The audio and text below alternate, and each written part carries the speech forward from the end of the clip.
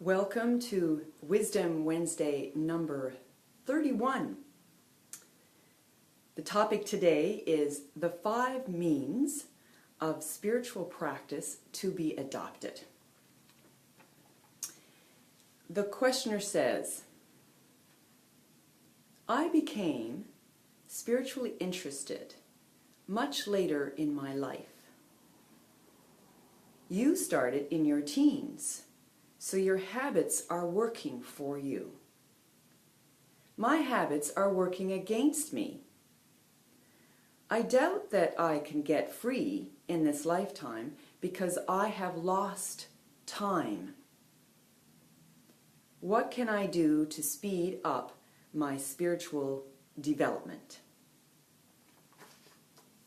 Yeah, I can see that you and many people who are starting to wake up later on in their life will start to ask this question, thinking, oh my God, there's so much I missed out on because I was just doing a regular life and I thought that was the way to do it, and now I'm realizing that I have practiced and have all these habits in more sort of a dualistic way of looking at life, and I missed out on developing the habits of oneness. Yes. So there are, for you and for everybody, there are 5 practices, 5 means to help liberate you fast. And let's talk about them. The first means that everyone should adopt is faith. Faith here means that there is such a conviction inside of you that you know that freedom is possible for you.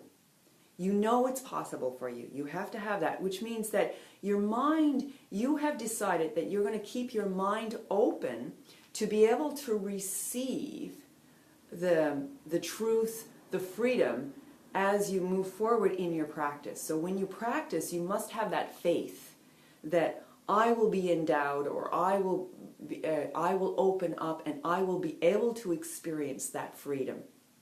You start there. Because a lot of us have what's called a doubting mind. And this is just a habit of the dualistic way of looking at things. It's just a habit you develop. Now you have to change your habit. You have to do a change your habits. So you go from a negative way of thinking into a positive way of thinking, and this will help open up your faith. So you have to decide. It's a decision. You decide that you're going to start thinking positively. The more you start thinking positively, it's this whole thing. You're building positive experiences. The more you can start to have faith. But you can start with just saying, I'm going to keep my mind open to the possibility that freedom is available for me. The next stage after faith, once you open your mind and able to receive, then what happens is this energy. So the second stage is this energy starts getting released from your body, your mind, your psyche, because normally, because we're thinking in such a dualistic way, we limit everything. We categorize everything. We start to feel compressed and concretized. And so the energy of the universe is now trapped in our body, in our mind, and that's why we're kind of going like this, crazy, because it's all trapped inside. So the moment you have faith, faith opens and releases this trapped energy stuck in your body and in your mind and in your life. Now you have energy. Energy that was available for you from the day one, that you concretized and made solid, so it got stuck. Now that's starting to release. So faith opens up the energy in your body. And now you've got this energy that you can apply to your practice. And when you apply your energy to the practice, your practice becomes more powerful, more effective, longer maybe. You have more capacity to invest into your practice. So it's with more fervor, more excitement. more passion. Okay, so that's the second stage. So faith, energy. The third one, really important here, is memory. So we have a storehouse of memories built up from past incarnations, this incarnation, of dualistic thoughts and actions stored up, the results of that, and oneness, the thoughts and actions of oneness. So they're all there in the storehouse. So what we have to do is pull upon the memories of oneness that you've had. Like, say, for instance, you were walking in nature and you had this vision of oneness. You felt one, you felt whole. Or you had this beautiful connection with another person and you felt connected and whole, and that you were supporting and loving another being. Anytime that you felt love in your life, that's a moment of oneness. So those are memories that you need to access. So what's important here is, just because you have a lot more dualistic memories or of pain and suffering, it doesn't mean that you have to keep remembering those. As a matter of fact, you should do the opposite. Stop remembering the pain and stop reliving the painful experiences. You have to do the opposite. If you want to practice, if you want oneness and freedom to come into your life, you have to practice the memories of oneness.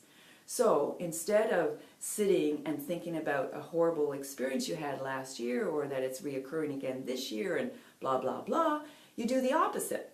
Now you think about, okay, when were those times that I had beautiful experiences?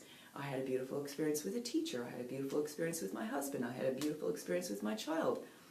Now you are zeroing in on the storehouse of memories in relation to oneness and freedom and happiness and joy. So you're stacking them up. So go for them. And as you remember a good experience, a positive experience, an experience of oneness, you are triggering the oneness that's present in this very moment. Okay?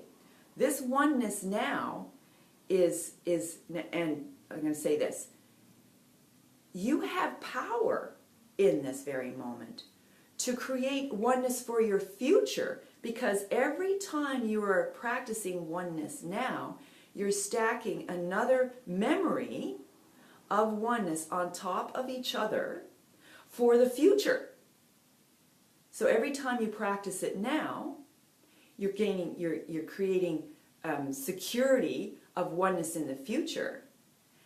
And what you do now is you pull upon the memories from the past to give you the experience of oneness in this present moment. So it's a double whammy. What the power you have in this moment now to choose oneness, you are experiencing oneness, you're choosing memories of oneness, then you get to experience oneness, and in this moment now, because you're experiencing oneness, you're creating oneness for the future, because we're basically built up of habits and patterns and memories. We live from our memories. Right? Like, what goes on in your head is because of all the things you've already experienced, and you're just repeating them all the time, because that's what the mind does. It just repeats things over and over and over again. So the faith part allows you to open up to something more than what's going on in the repetitive part of the mind. So you're opening up to more possibility. So we have faith, energy, and memory.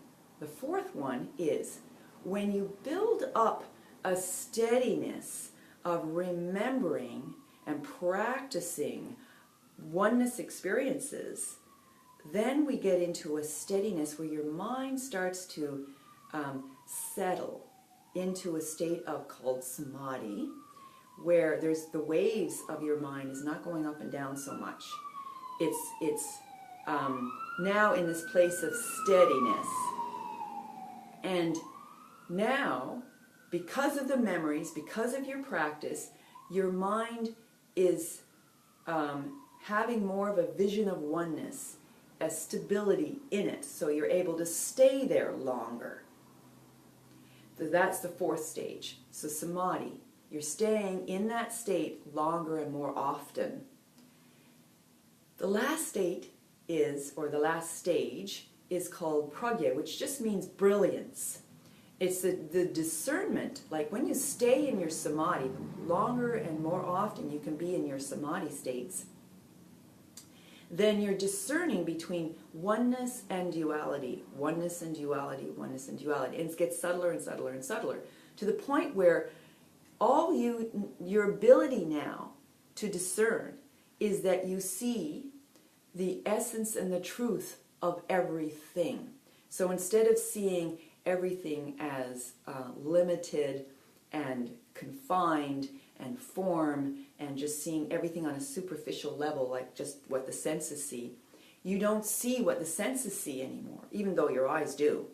But your knowledge, your knowingness is of the essence of everything. So you're seeing things for what they really are. And what is everything? Everything is of the same energy. So we call it the vision of oneness. So you're walking around with a vision of oneness. What's the essence of a plant? What's the essence? It's life. So now you're walking around with this vision of oneness. It's called the pragya, the brilliance. You are seeing with this in this way. And that's a pretty, almost a final state of vision. There's a little bit more refining to do after that. So what's important now is you've got your 5 means. You've got faith, builds energy. Energy supports your memory, because you have to keep accessing the positive memories. And then you've got samadhi, which is built upon all the practices of pulling upon the memories that you've built in your storehouse of memory bank. And then you've got that vision of oneness, the brilliance. And you walk around with this kind of like this perfume, this smell, or this odor, not odor, it's not an odor, but it's a sense of brilliance. You're shining everywhere because you have that vision. What's important now is your motivation. So you can have these 5, but what's the energy in which you are intending to put towards your practice? So your motivation has to be strong.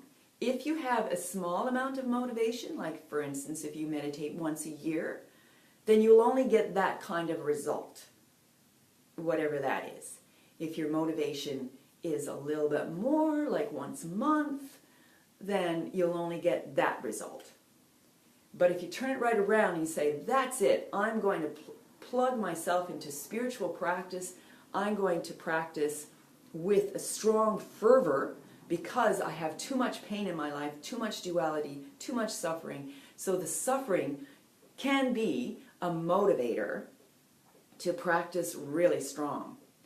If you practice 1 hour in the morning, 1 hour in the evening with your meditation and decide, okay, I'm going to have a complete spiritual changeover, and I'm going to go live in an ashram, I'm going to run off to India, or I'm going to, or even just stay here and change your whole lifestyle, change your habits, change your diet, change your job, change, then you say, okay, that's it. Whatever it takes, you can have a normal life and still just introduce your spiritual practice with more fervor.